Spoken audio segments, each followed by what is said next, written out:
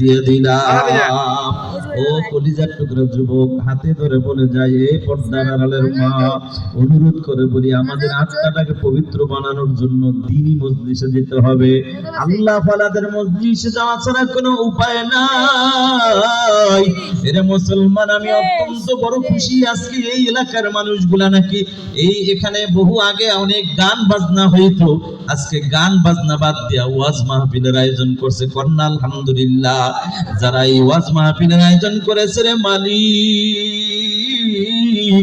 যে আল্লাহর বান্দা তোমার বান্দা আয়োজন করে গেল, চালু করে গেল, আল্লাহ দুনিয়া থেকে বিদায় হয়ে গেছে, তার কবরটাকে তুমি জান্নাতের বাগান বানায় দিও। কোন আমিন। ও মুসলমান, আল্লাহর বান্দা তো এবার জামাতে চলে গেল। আমি সব দ্বারা এক বাবা, আজকে কি আছে আমাদের খেদমত করবা, মানে খানা পাক করে খাওয়াইবা। কথাটা বলতে দেরি, আল্লাহর বান্দা যুবক মত করো, সবার আগে দাঁড়াইতে দেরি নাই। বলেন না সুবহানাল্লাহ। যুবক দাঁড়াবার পর আমি